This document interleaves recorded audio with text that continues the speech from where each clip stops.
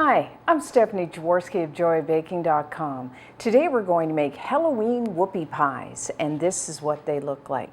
So we take 2 soft and moist dome-shaped chocolate cookies, then we're going to sandwich them together with the cream filling, and then we're going to take some of that cream filling and decorate the tops to make our whoopie pies look like cute little jack-o'-lanterns. So the first thing you will need to do is to preheat your oven to 375 degrees Fahrenheit, which is 190 degrees Celsius. And then you will need 2 baking sheets. I've lined mine with parchment paper, but you could just butter them or lightly spray them with one of those non-stick sprays. So to make the chocolate cookies, if you have an electric stand mixer like I have here, use your paddle attachment, or you could use a hand mixer. The first thing you will need is 3/4 of a cup, which is 170 grams of butter. Have it at room temperature, and I'm using unsalted. If you want to use salted, you can. I would just leave the salt out in the recipe. So now I'm just going to beat this just until it gets nice and smooth.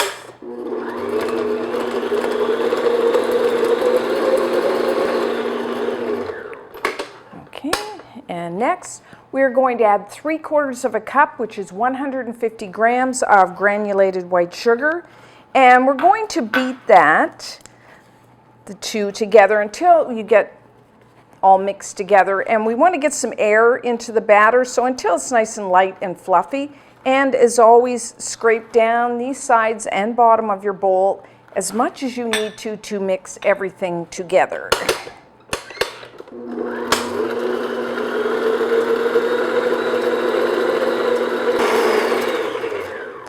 Okay,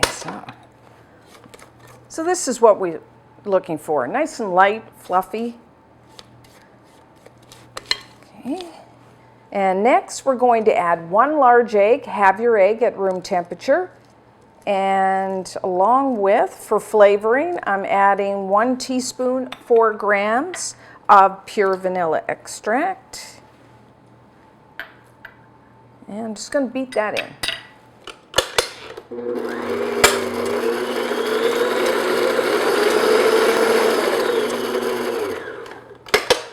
Okay, so that's that. And so for our dry ingredients, I have a large bowl here because we're going to sift our dry ingredients together.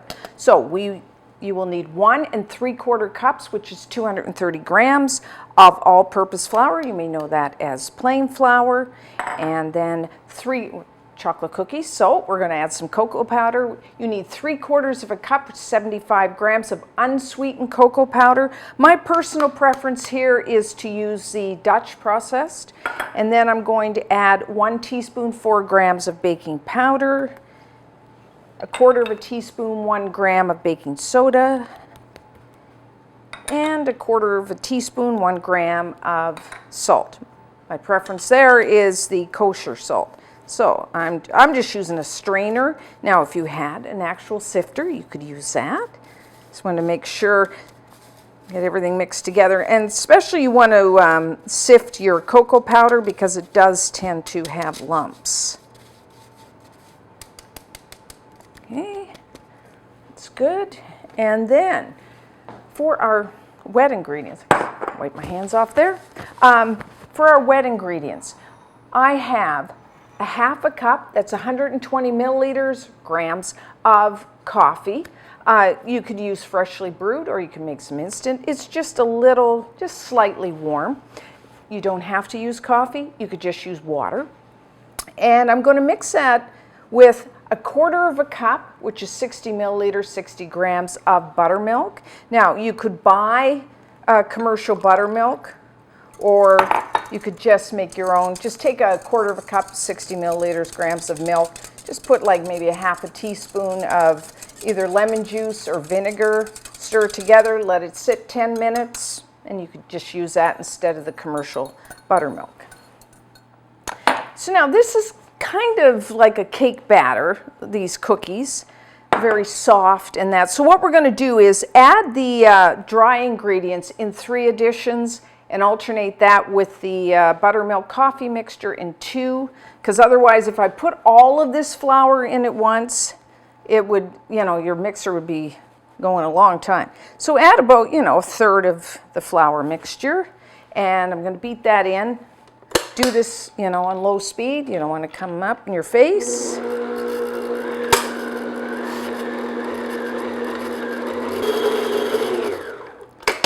Okay, so then I'm just going to add about half of this.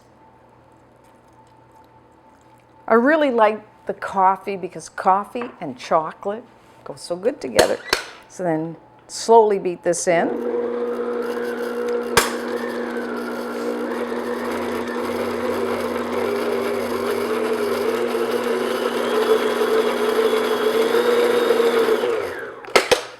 Okay, a little more of the flour.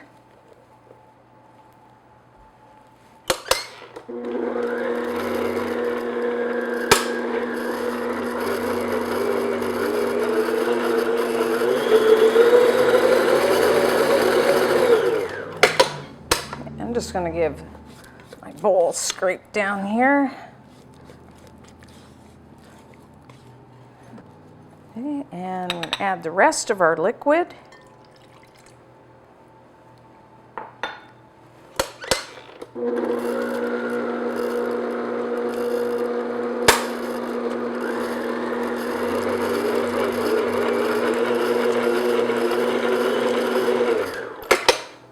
And the rest of our dry ingredients.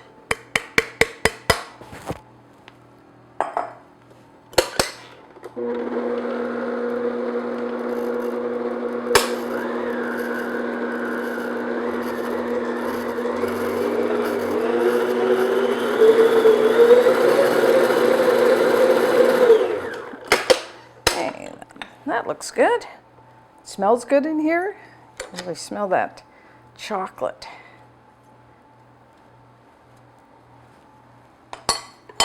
So let's move that this way. So I do have some flour. I'll need that. On the sides of my bowls. I'm just going to fold that in.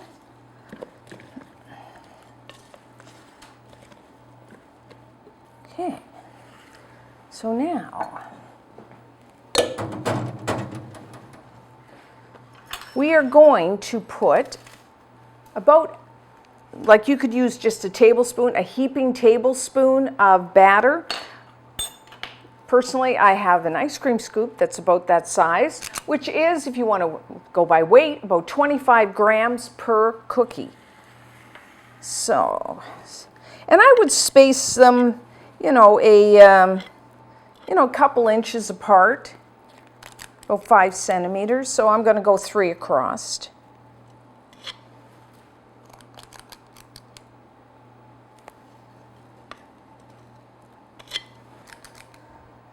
So now I have just a little bowl of water. I'm just going to lightly moisten my fingertips. And then because they're not, I have some peaks, they're not perfect, I'm just going to smooth them out. Okay, that looks good. You do want to keep that dome shape, so don't flatten them because that's the classic look of a whoopie pie, is kind of that dome shape. So now, for baking, everyone's oven is a little different. I find between 8 and 10 minutes.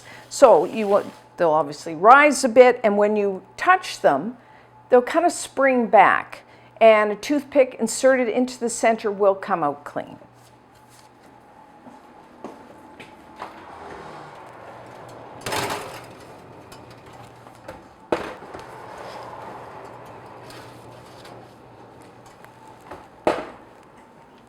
Okay, so chocolate whoopie pies are done. See, nice dome shape. Press them, kind of spring back. So I'm just going to let them cool in the pan on a wire rack for a couple of minutes, and then just use a spatula to transfer them to a wire rack to finish cooling. So these need to cool completely. I'm going to bake off my other ones, and when we come back, we will make our filling. So now for our cream filling, again, use your paddle attachment if you have a stand mixer, or you could just use a hand mixer for this. So we will need 1/4 cup, 55 grams of butter. Have your butter at room temperature. Again, I'm using unsalted. You could use salted. And I'm also using 1/4 cup, 55 grams of vegetable shortening. Now, if you can't find vegetable shortening, you could just use another 1/4 cup of butter. And keep in mind, for some, if you're interested, you can now buy non-hydrogenated vegetable shortening. So if that is a concern, be on the lookout when you go to your grocery store. So I'm just going to beat these two together until it gets nice, creamy, and smooth.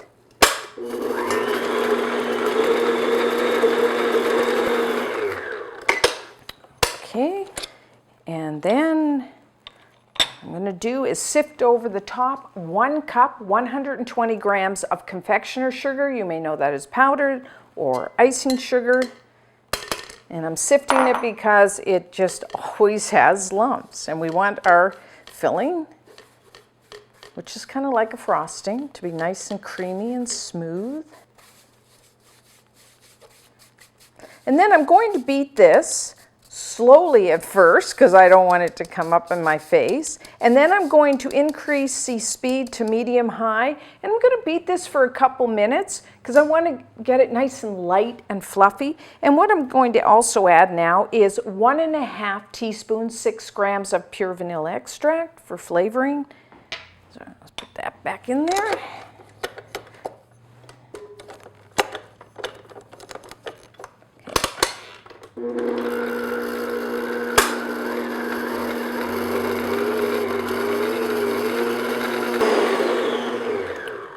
Okay, so it's nice and soft and fluffy. If you've ever had a whoopie pie, bought one, you know that the filling is kind of like marshmallow fluff. Actually, some people just fill their whoopie pies with marshmallow fluff. So we're kind of making something very similar to that. So we are going to add 1/2 cup, which is 120 milliliters, about 165 grams of light corn syrup. And that's going to give us this really soft and fluffy filling.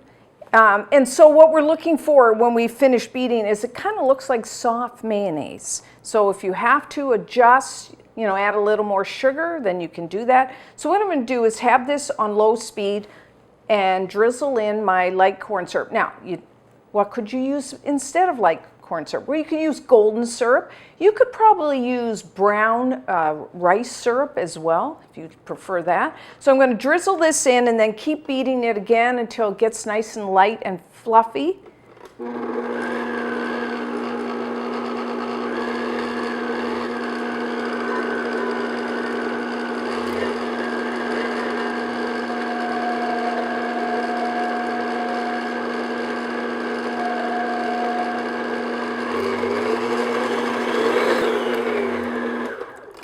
Okay, so just show you. So this is what we're looking for. It's kind of like pretty soft. Like I said, if yours is too thin, then just add some more powdered sugar. So now we are going to, now if you were just making these like not for Halloween, some other occasion, you could color them any color, or you don't even have to color your filling, but we're doing for Halloween, so we're going to color it orange. So I'm going to use whatever type of food coloring you have, as much or as little. We'll try that and see. You might want to, when you're using coloring, you might want to put it like a paper towel or a plate down so you don't color your counter.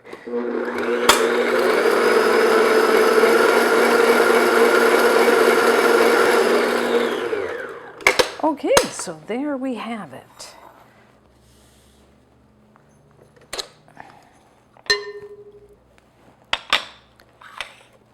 Give it a quick scrape, and then give your icing, or your filling, I should say, a good stir so that that coloring is evenly distributed. And then, so that aside, make sure your cookies have come to room temperature. You don't want them hot. You put a filling, it'll melt, make a mess. We don't want that. So when you're doing this, try to match up two that are about the same size, same shape. And as you can see, these are a little cracked on top, so if yours do, don't panic, that is normal. And we're gonna put, I would say, a scant tablespoon. I think this is maybe a little over 1.5 teaspoons. You can use a scoop, but really you can just use a spoon. And put your filling into the center. Put the other one on top, like so. And we have our little whoopie pie. Now that is perfectly fine just like that. I mean, it's normally how I do them, but because we're going to do jack-o'-lantern whoopie pies. So what I've got is a pastry bag, and I fitted it, I put just a small plain tip. This is actually a Wilton number 4. But you could just use a Ziploc bag and just cut off the corner just a little bit, the tip. You don't need to use actually a pastry tip, but since I have one. And then just put a little bit of your frosting in there. Now I'm going to say up front, I am no artist. So for those people out there that are really good at piping and making fancy things, you can decorate the top of these, make faces. You could do like spider webs, bats, whatever, if you are very artistic, which I'm not. So I'm just going to do my best. Whenever you're piping, use even pressure.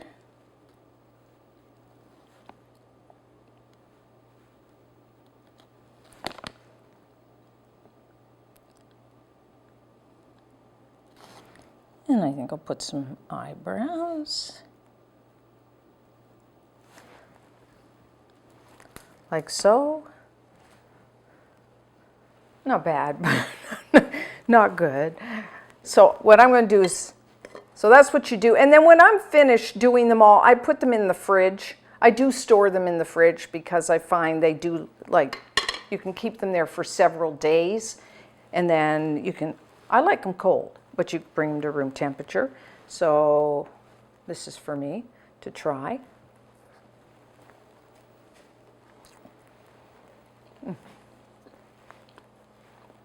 So it's almost like a chocolate cake. 2 little chocolate cakes together.